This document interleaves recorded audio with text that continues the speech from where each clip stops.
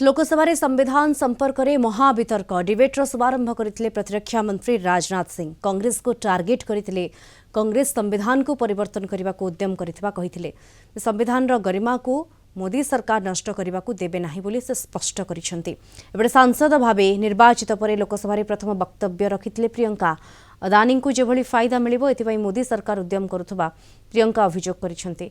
आसंता काली PM Modi वितर्क रे भाग नेबे। आज और काली 2 दिन धरी हेब डिबेट। निज निज सदस्यों को 3 धाड़िया व्हिप जारी करिछि कांग्रेस और बीजेपी। सर्वदलीय बैठकर निष्पत्ति अनुसार 16 और 17 तारिख में राज्यसभा संविधान संपर्क में आलोचना हेब। एथिरे नेतृत्व नेबे केंद्र गृहमंत्री अमित शाह। अध्यक्ष महोदय, आज संविधान की रक्षा करने की बात की जा रही है। यह हम सभी का कर्तव्य है। और अध्यक्ष महोदय, लेकिन हमें यह भी समझने की जरूरत है कि किसने संविधान का सम्मान किया है और किसने संविधान का अपमान किया है। अध्यक्ष महोदय, आज मैं देखता हूं कि विपक्ष के कई नेता संविधान की प्रति अपनी जेब में रखकर घूमते हैं। असल में उन्होंने बचपन से ही यही सीखा है। उन्होंने पीढ़ियों से अपने परिवार में संविधान को जेब में ही रखे देखा।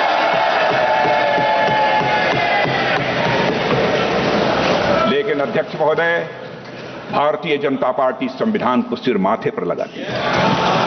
अध्यक्ष महोदय, इस बात को हमेशा याद रखना चाहिए। हमारा संविधान सबसे उत्कृष्ट दिमागों की एक कड़ी मेहनत और दृष्टि का परिणाम है। हमारा संविधान हर मामले में एक महान दस्तावेज है। अध्यक्ष महोदय, मैं विश्वास के साथ कह सकता हूं, गौरव की अनुभूति करते हुए कर सकता हूं कि हमारे प्रधानमंत्री मोदी जी के नेतृत्व की सरकार चाहे जो भी कीमत चुकानी पड़े, संविधान की पवित्रता को किसी भी सूरत में अध्यक्ष महोदय भंग नहीं होने। दर्जी के बेटे थे। दर्जी का एक ही सपना था कि वो अपने बेटों को पढ़ाएगा, लिखाएगा। एक बेटा डॉक्टर बनेगा, एक बेटा भी सफल होगा दूसरा बेटा भी अपने जीवन में सफल होगा।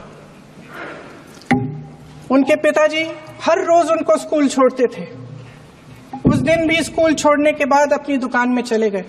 उन्हें पता नहीं था कि विवाद हो रहा है।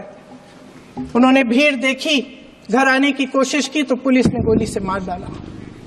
वो 17 साल का बच्चा अदनान मुझसे कहता है,